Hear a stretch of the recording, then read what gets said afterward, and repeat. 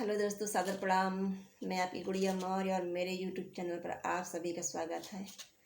और मैं देवी गीत सुनाने जा रही हूँ। आप लोग लाइक शेयर सब्सक्राइब, अच्छा लगे तो कमेंट करें।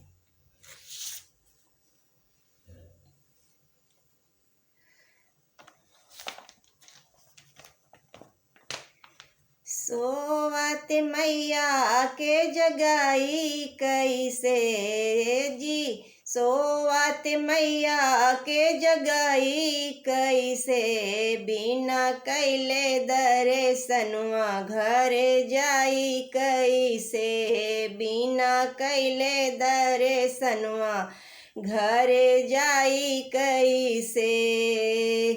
सोवत मैया के जगाई कैसे, सोवत मैया के जगाई कैसे, बिना कैले दर्शनवा घर जाई कैसे, बिना कैले दर्शनवा घर जाई कैसे।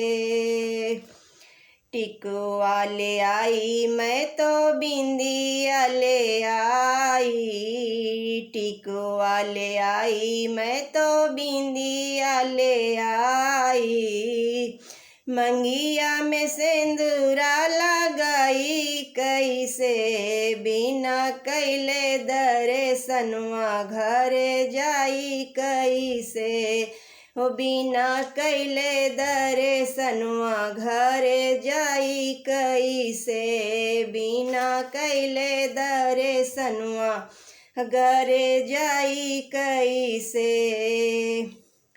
चूड़िया ले आई मैं तो कंगना ले आई, चूड़िया ले आई मैं तो कंगना ले आई, चूड़ियाँ ले आई मैं तो कंगना ले आई, हाथों में मेहंदी लगाई कैसे, हाथों में मेहंदी लगाई कैसे, बिना कैले दर्शनवा घर जाई कैसे, बिना कैले दर्शनवा घर जाई कैसे।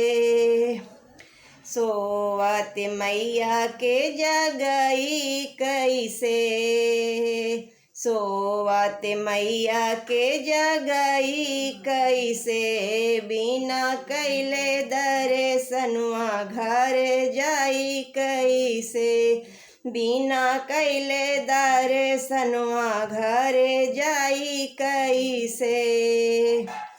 पायल ले आई मैं तो बिछिया ले आई, पायल ले आई मैं तो बिछिया ले आई, पायल ले आई मैं तो बिछिया ले आई, पाँव में महावर लगाई कैसे जी, पाँव में महावर लगाई कैसे, बिना कैले दर्शनवा घर जाई कैसे, बिना कैले दर्शनवा घर जाई कैसे, हो बिना कैले दर्शनवा घर जाई कैसे।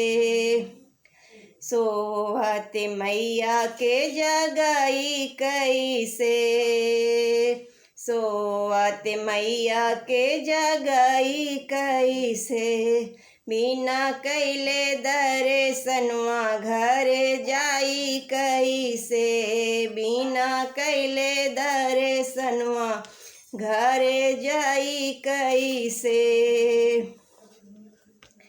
लहंगा ले आई मैं तो चुनरी ले आई, लहंगा ले आई मैं तो चुनरी ले आई, लहंगा ले आई मैं तो चुनरी ले आई, मैया को चुनरी ओढ़ाई कैसे जी, मैया को चुनरी ओढ़ाई कैसे, बिना कैले दर्शनवा घरे जाई कैसे, बिना कैले दर्शनवा घरे जाई कैसे।